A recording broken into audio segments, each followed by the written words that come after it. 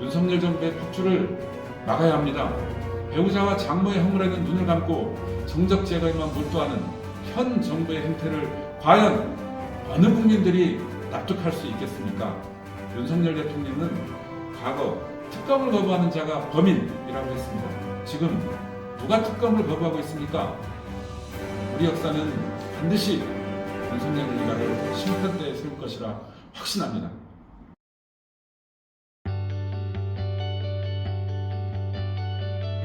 출퇴근 시간만 되면 광주 전체는 거대한 주차장으로 변합니다. 도로 위에서 허비하는 시간을 가족의 품에서 함께하는 시간으로 시민 여러분께 돌려드리겠습니다. 광주를 파란 신호로 통하게 하겠습니다. 경기도 교통정보센터 자료에 의하면 22년 기준 신현동과 능평동의 하루 교통량이 왕복 6만 대가 넘는다고 합니다. 1분당 45대가 오고 갑니다. 출퇴근 시간만 놓고 보면 수천 대의 차량이 단시간에 통과합니다. 도시 전문가 안태준이 반드시 해결해내겠습니다.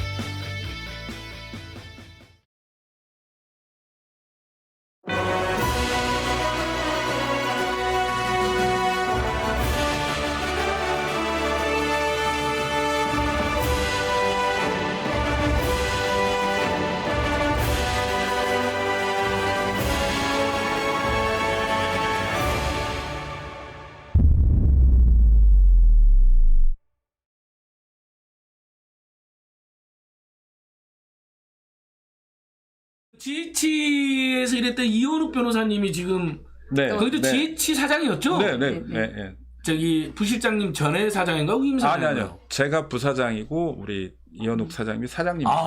네. 경기 용인에 나와가지고 안진걸 팀이 오시겠다고 한번 연락이 왔습니다. 한번 모셔갖고 뒤에서 일 잘했냐 물어봐야 되겠네. 안태준님, 부사장 일 잘했는지 우리가 교차 검증을 해야죠. 근데 원래 그런 거는 거꾸로 해야 되는 겁니다. 부사장이 먼저 사장을. 아니 그렇죠. 그렇게 하고 저는 이제 우리 직원들한테.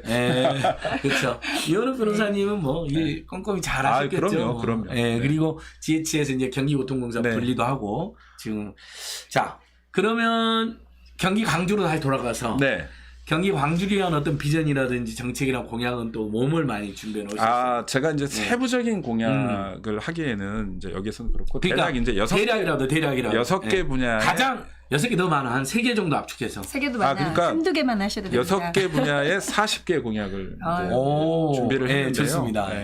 준비된 안태준. 저는 이제 기본적으로 그렇게 생각을 합니다. 아까도 이제 우리 정책 얘기도 했었지만 정책은 누구나 말을 할 수가 있어요. 그런데 그거를 실행해내고 이뤄내는 사람들은 드뭅니다. 그래서 제가 그 전에 이제 회사에서도 하던 얘기인데 혁신은 말로 하는 게 아니라 보여주는 거다. 결과로 하는 거다. 그래서 제가 이 말씀을 드리는 이유는 모든 정책을 모든 사람들이 같이 얘기할 수 있습니다. 공약 솔직히 말씀드리면 다 비슷합니다. 근데 무엇이 다르냐? 그 공약을 누가 실천하느냐, 누가 그것을 풀어내느냐, 그게 달라지는 겁니다. 제가 이 6개 분야에 약 40개 정도의 공약, 그리고 지금도 계속 이 공약을 받고 모으고 있는데요. 근데 여기에서 제가 정말 중요하게 생각하는 거는 다 이게 똑같이 그 한 프레임 내에 다 있다는 겁니다. 그러니까 우리가 뭐 경제, 문화, 정치, 교육, 복지, 뭐 이런 뭐 개발 이런 것들이 다 달라 보이지만 결국에는 우리 광주 시민들이, 대한민국 국민들이 그 자리에 머물러 살 수 있게 하는 그런 환경을 만드는 거거든요. 그러니까 그런 것들이 사실은 도시를 만들어가는 과정이고 우리 광주에는 그 도시를 만들어가는 과정에 무엇이 가장 부족한가? 그거를 이제 하나하나 하다 보면 교육적인 여건, 복지적인 여건, 교통에서의 부족한 부분, 산업적인 부분 이런 것들이 사실은 모두 다 연관이 돼 있다. 그래서 좋은 산업을 하나 유치를 하고 좋은 개발을 해내고 이렇게 하게 되면은 정주하는, 그러니까 오랫동안 머물러 살 수 있는 여건이 좀 개선이 되게 되고요. 그렇게 돼야, 그리고 또 돈 버는 사람들이 많아지고 돈 벌 곳이 많아져야 교육 여건도 좋아집니다. 왜냐하면 부모들이 이렇게 수입이 좀 있어야 자제들도 조금 그 자리에 더 머물게 되고 그분들이 더 많아져야 교육 여건도 더 좋아집니다. 그러다 보니까 어느 하나가 특별히 이렇게 떨어진 것이 아니라 그걸 이제 선순환적으로 그런 체인 구조로 잘 엮어내는 그런 거에 중점을 두고 제가 제 공약을 개발을 하고 있고요. 제가 매주 월요일, 목요일 날 공약을 발표를 했습니다. 분야별로. 네. 오늘이 이제 6번째 청소년 공약을 마지막으로 오늘 6번째 분야별 공약을 벌써 이제 오늘, 완전 오늘, 준비된 보니까 벌써 네. 광주 꽃집께서도 네. 공약 너무 좋아요. 네, 감사합니다. 국사님은 안태준 엄지척 3번 해주시고요. 네, 감사합니다. 성주투님께서 광주 일꾼 안태준, 네. 따봉님께서 캬 안태준 화이팅. 네, 감사합니다. 행복한 예술재단님까지 안태준 소님, 안태준 네. 소님보다 얼굴도 작고 잘생겼는데 네? 알딸도 안 딸린다. 객관적으로 그건 좀 아닌 것 같은데. 아니 지금 화면상으로는 제 얼굴이 더 작게 나옵니다. 요즘으로 제가 술 안 먹더니 살도 좀 빠졌는데요. 얼굴 살은 술 안 먹으면 빠지더라고요. 네. 진짜 뱃살 안 빠지는데. 아니, 근데 짜증나. 골격은 안 빠집니다. 그 안태준 후보님한테 저희 대박 영선 TV에서는 그 내용 다 좋은데 네. 너무 길다. 네. 임팩트하게 짧고 굵게 해달라고 해서 제가 이렇게 하겠습니다. 네. 자, 이 모든 공약은 결과로 보여준다. 결과는 네. 곧 행동이다. 자, 행동 안태준, 결과 안태준. 됐습니까? 네. 진짜 딱 하나로 말하면 제일 내 메인 공약이 하나 있다면 광주를 위해서 광주를 위해서 제일 자랑하는 거 이거다. 이게 궁금해요. 6개나 교통 아닙니까? 교통 빠르게. 광주를 빠르게인데요. 광주를 광주를 빠르게. 빠르게 정치를 새롭게입니다. 그러니까 광주를 빠르게는 이제 중의적인 의미가 있어요. 예. 그러니까 광주가 교통이 너무 막혀서 교통을 예. 빠르게, 개발이 너무 더뎌서 개발을 빠르게 합니다. 잘 아시겠지만 우리 경기도에서 규제 지도를 그리면은요, 규제 하나당 까만 점을 하나씩 찍으면 광주가 제일 까맣습니다. 6개 규제가 있어가지고 군사보호구역이 그 환경보전구역 많이 있죠. 그러니까 군사보호구역이 주인 경기 북부보다도 더 많습니다.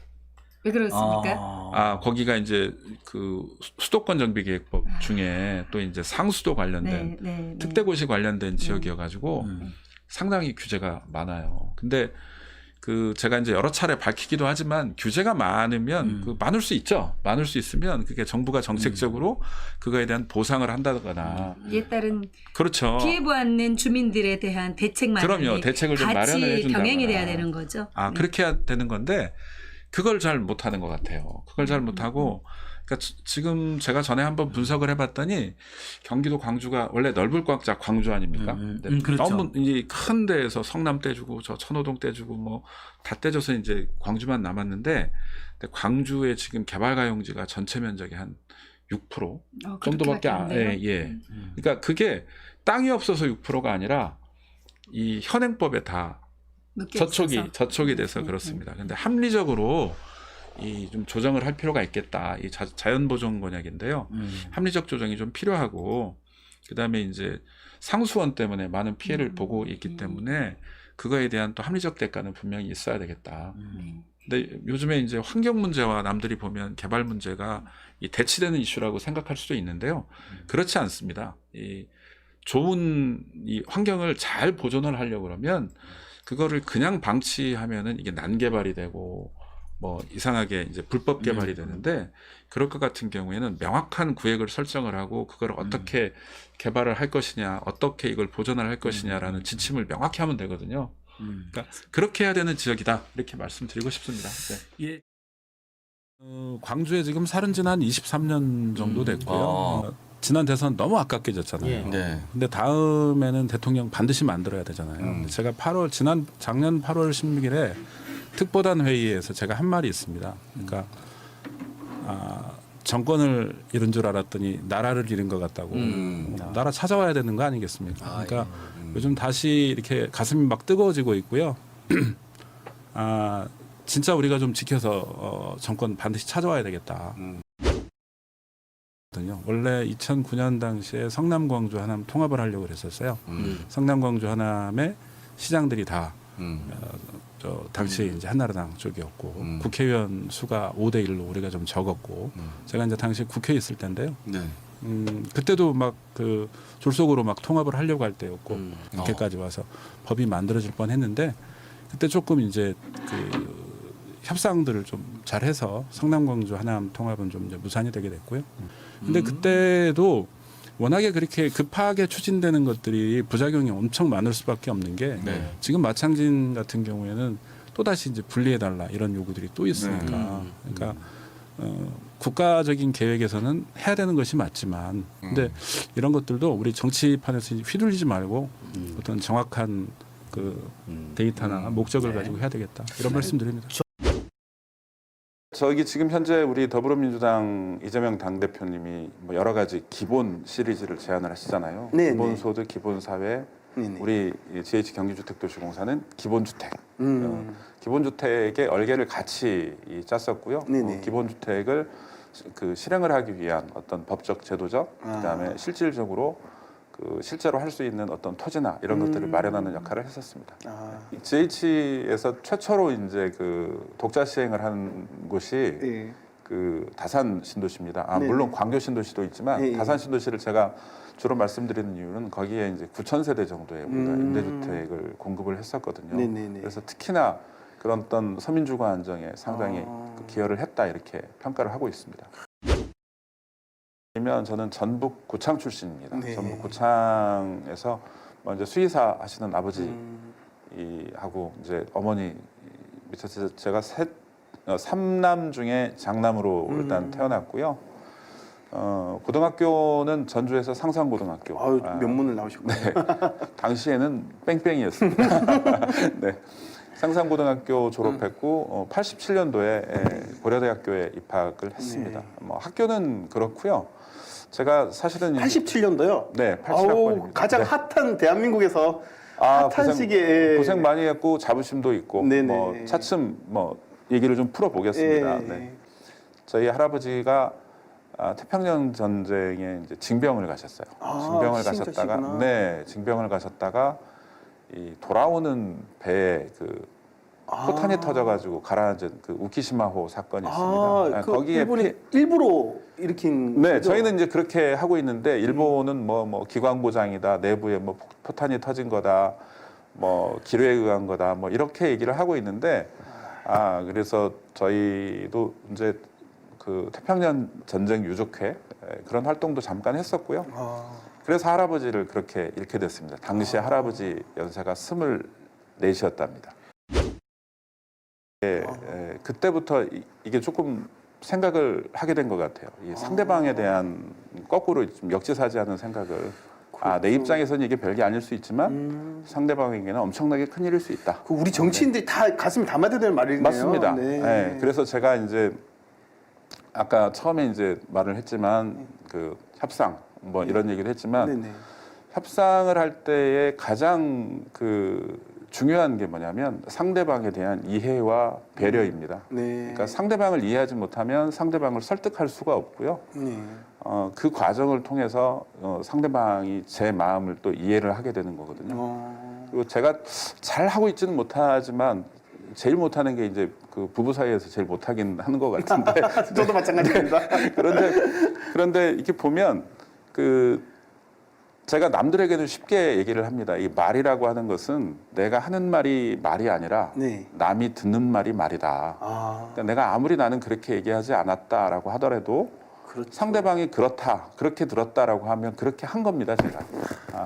근데 이제 기본적으로 이런 그 생각을 갖고 있으면 그 상대방하고 이야기를 한다거나 상대방하고 뭐 협상을 한다거나 아니면 어떤 우리 사회가 기본적으로 이 갈등 관계지 않습니까? 제가 아까 처음에 말씀드렸다시피 제가 이제 소셜 코디네이터다 이랬었는데 이 갈등을 좀 조정을 해내려고 그러면 그 서로가 상대방의 입장을 조금 배려하고 이해하는 게 되게 중요합니다. 그러니까 맞습니다. 네, 그렇게 하려고 그러면 진실로 제가 그 사람을 이해하려고 하고 그 사람의 말을 들으려고 하는 자세가 필요해요. 네.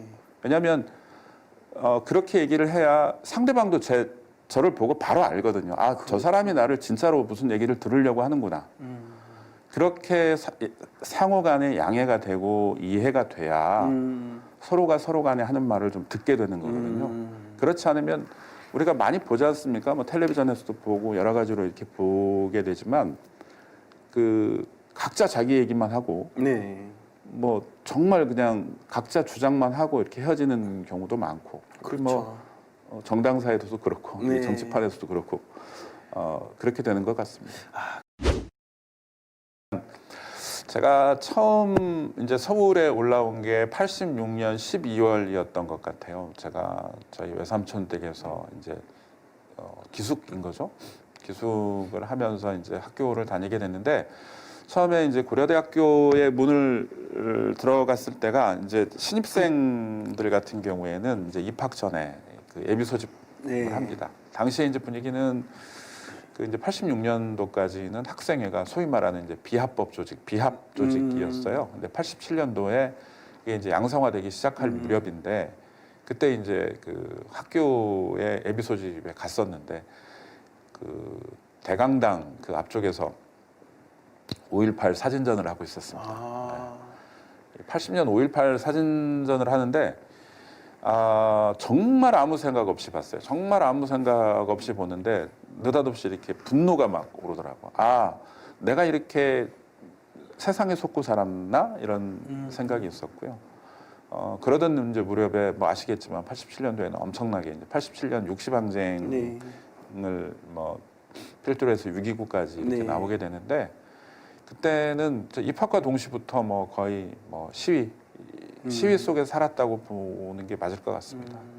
20살 때 생각을 지금껏 바꾸지 않고 살고 있다라고 하고 있는데 그때 그 뭐 소위 이제 뭐 변혁운동이라고도 하고 다시는 이제 당시에는 군사 독재가 너무 그랬었으니까 그때는 제가 지금의 제 이 시대까지 이 군사 독재 정권이나 그런 독재 정권 그다음에 이 합리적이지 못한 사회를 개선할 거라는 기대 자체를 못 했어요. 그러니까 이게 내가 사는 동안에 이게 바뀔 수 있을까라는 생각을 했었어요. 그러니까 조금 바뀌어도 또다시 원위치되고 할 것이다라는 생각을 했었기 때문에 사는 자체가 별 의미가 없었습니다. 이게 들으시면 좀 이상하게 들리실 수 있지만 무섭지가 않았어요. 네, 그러니까 뭐 당시에 이제 당시에는 이제 청년 학생이라는 표현을 그렇죠. 많이 썼었는데 그 학생들이 그 자기의 어떤 불리하게 되는 것들을 뻔히 알면서도 그렇게 거리에 나서고 시위를 할 수 있었던 계기들이 어떤 변화에 대한 열망이나 어떤 국가 민족에 대한 사랑이었다고 하면 근데 거꾸로 생각하면 그렇게 열심히 공부해서 이 대학을 가면 저런 부려막심한 놈들 지 엄마 아빠 고생해서 대학 들여보내놨더니 저렇게 대모하고 있다라는 얘기를 그때 들을 때거든요. 그때 이제 저는 안타깝게도 저를 이렇게 통제하시는 어른들은 없으셨어요. 그러니까 저희 이제 할머니는 제 동생들도 전주에서 건사하고 계셨고 어머니는 이제 누워 계셨고 하니까 나름대로 진짜 그 질풍노도 같은 때였죠. 근데 일단은 무섭지가 않았어요. 저 어떤 신체가 다치는 것뿐이 아니라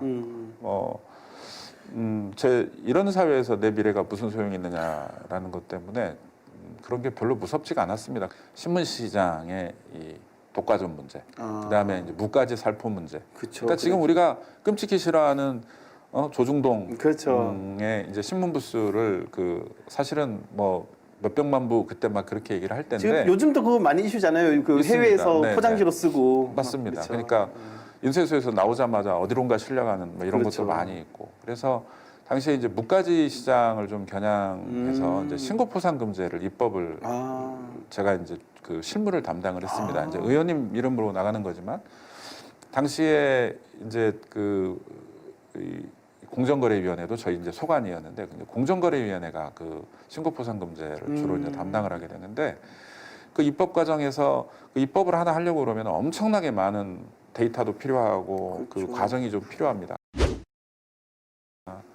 그 광주를 보면 여러분들 뭐 용인도 그렇고 광주도 그렇고 여타의 도시들이 그렇지만 빌라 도시 얘기를 많이 합니다. 그러니까 그 자원보전 권역으로 묶여 있으니까 이 지구 단위 계획이나 이런 것들을 하기가 쉽지 않고요. 특히나 지구 단위 계획을 할 수는 있는데 또 수질 보호 권역 그다음에 이제 그 특대고시 지역이기 때문에 이 오염 총량하고 또 규제를 받습니다. 그러니까 그러다 보니까 그거를 대규모 단지 개발을 할 수가 없고. 네, 그렇게 받지 않으면 대규모 개발을 하기가 쉽지 않아요. 그러다 보니까 이제 개별 건축법에 의해서 딱 뭐 3,000평 정도, 그러니까 10,000제곱미터 정도 이내에서 이제 아파트도 나홀로 아파트 이렇게 짓게 되고, 그다음에 그 한 3m, 지금은 이제 6m 도로입니다만 4m 정도의 도로만 있으면 이 산을 타고 이렇게 올라가면서 계속 이 빌라나 일반 주택들을 짓게 됩니다.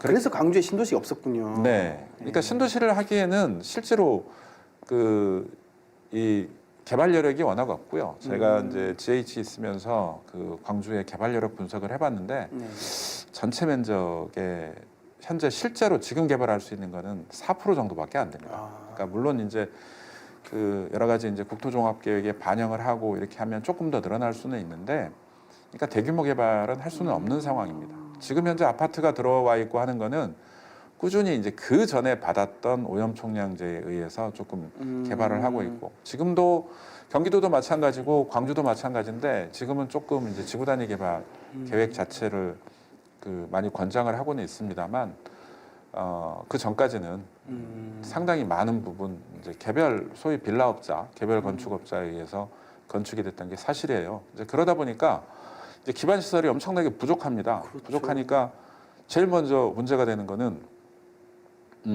큰 데로 가려고 하게 되지 않습니까? 그렇죠. 그러니까 대부분의 학교도 뭐 그렇죠. 분당으로 가려고 하고 네. 뭐 서울로 나가려고 하고 막 이제 이렇게 되고, 유출이 있겠네요. 네, 두 번째 문제가 일자리가 없습니다. 이제 이 얘기도 한번 말씀을 드리려고 그랬는데, 그 자연보전권역 내에서는 산업단지에 입지 제한을 받습니다. 산업단지를 지을 수가 없어요. 그러니까 6만 제곱미터 이내에서밖에 산업단지를 할 수밖에 없는데, 그런데 또 이 특대고시, 특별대책권역 같은 경우에는 특대고시에 의해 갖고 3만으로 또 제한을 받습니다. 그러니까 이제 여러분 듣기 편하게 말씀을 드리면 한 9,000평 정도밖에 할 수가 없어요. 그러니까 산업단지 입지가 되질 않는 거죠. 그리고 공해 유발 공장 자체가 못 들어옵니다. 그러니까 제조업이 들어올 수가 없으니까, 광주에는 그 총 여기 경강선 중에 여기 4개가 있습니다. 여기 4개가 있는데 이제 광주 을 지역에는 이제 초월역, 곤지암역 이렇게 있고,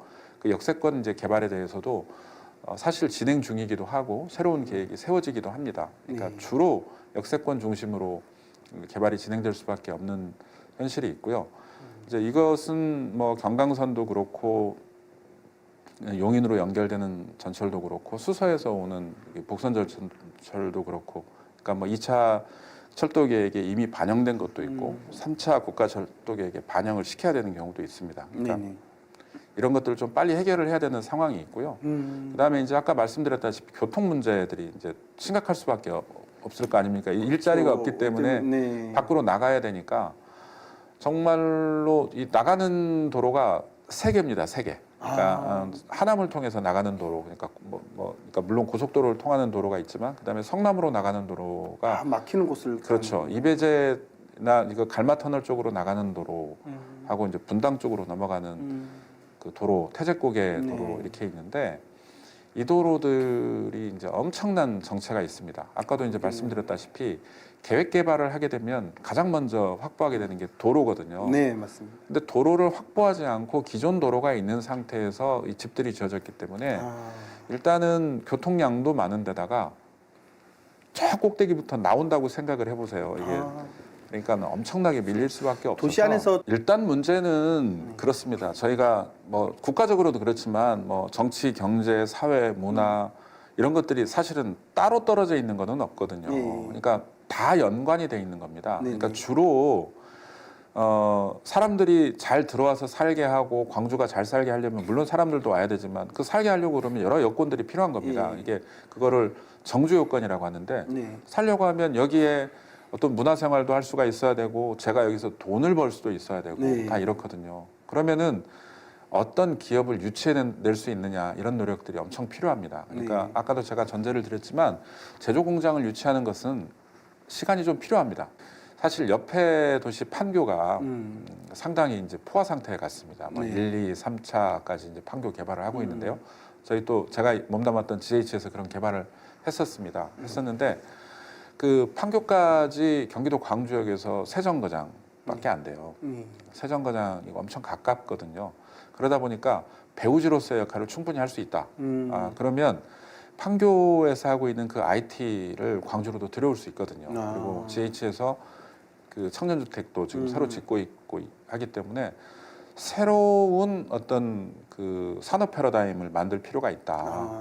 제가 이제 전에 그 시장을 할 때에도 그때 고민했던 것들이 있습니다. 그게 뭐냐면 그때 당시에는 제가 주장을 했던 거는 뭐냐면 그 조립 형태의, 그러니까 한때는 우리나라가 전 세계적으로 그 완구 조립 문제에서, 완구하니까 여러분들 좀 너무 그렇게 생각하시지만 그 성인용, 그러니까 드론도 완구입니다. 네. 드론 자체도. 그러니까 이런 것들을 이렇게 조립하고 했던 산업들이 전 세계의 60% 정도를 우리나라가 가지고 있었던 때가 있었어요. 그러니까 군수 산업의 그 전체적인 총 비용보다 더 큽니다. 그래서 광주에서 도대체 무엇을 할 수 있을까, 제조 공장이 안 되면. 제가 그런 고민을 했었던 때도 있습니다. 물론 이제 지금이 벌써 이제 10년이 지났고 상당히 이제 주변 도시의 여건들이 많이 바뀌었기 때문에 새로운 고민을 할 필요는 있습니다만, 그러니까 새롭게 그 정착할 수 있는 먹고 살 거리를 좀 만들어야 되겠다. 그런 생각이고요. 광주에는 이제 역이 4개가 있습니다. 역이 4개가 있는데 그 역들을 활용해서 그 누군가 올 수 있는 공간을 좀 만드는 노력들을 해봐야 되겠다. 여러분들 기억하시겠지만 그 분당이 엄청나게 이 상권도 좋았었어요. 그러다가 이제 서울에서 분당을 가는 열차가 뚫리면서 이 정자동권역이나 이런 부분들이 상당히 공동화되는 그렇죠. 현상이 있었잖아요. 그러니까 모든 것들을 다 빨아갑니다. 그렇죠. 서울이 맞습니다. 모든 것들을 다 빨아가기 때문에 저희도 지금 교통을 좋게 하는 것만이 능사가 아니라, 교통을 좋게 하면 다 외부에서 뭐 해결하고 들어오게 하면 안 되고 외부 사람이 들어오게 하는 여건을 좀 만들 필요는 있겠다. 근데 물론 이것이 국회의원으로서 고민할 수 있는 부분만은 아니에요. 네. 그렇기 때문에 그 같이 이제 고민하고 있는 그 시민들과 어떤 그 시의회 분들, 뭐 도의회 분들, 그다음에 지자체장과의 이제 유기적인 협력이 돼야 되겠죠. 그 협력도 비록 뭐 당이 다르거나 어떻다 하더라도 같이 뭐 지역을 발전시키고자 하는 노력은 저는 다 똑같다고 생각을 하기 때문에 어떻게 마음을 열고 하느냐. 아까 제가 처음에 얘기했다시피 어떻게 협상하고 어떻게 배려하고 어떻게 제안하고 하느냐에 따라서 저는 충분히 조정이 가능할 거라고 봅니다. 중도의 민심이 더불어민주당에 있는가라는 걸 우리가 지금 정확히 봐야 됩니다. 중도의 민심이 국민의힘에 있지 않은 것은 정확합니다. 맞는데 그렇다고 하면 중도의 민심이 우리 더불어민주당에 있도록 하는 노력이 좀 필요하다. 그런 데서 볼 때 사실은 너무 좀 무기력하게 당했지 않습니까? 우리가 저는 사실은 매국 정권이라고 표현을 하는데요. 제가 작년 8월 그 16일에 작년 8월 16일이 아니라 올 8월 16일에 더불어민주당 대표 특보단 회의를 했습니다. 저는 작년 10월 17일에 그 임명을 받았고요. 이제 회의를 하면서 제가 1분 발언으로 했던 얘기가 있습니다. 1분 발언의 이제 첫 말이 정권을 뺏긴 줄 알았더니 나라를 뺏긴 것 같다. 제가 처음에 그 말을 쓰고 나서 뭐 상당히 여러 군데서 여러분들이 그 얘기를 쓰더라고요. 근데 원작자는 접니다. 근데 제가 왜 그거를 얘기를 했었냐면, 여러분들 보시지만 외교적으로 볼 때에도 뭐 경제적으로 볼 때에도 인사면에서 볼 때에도 사회적인 볼 때에도, 그러니까 여러 참사가 있지 않습니까? 외교 참사, 인사 참사, 경제 참사, 사회적 참사.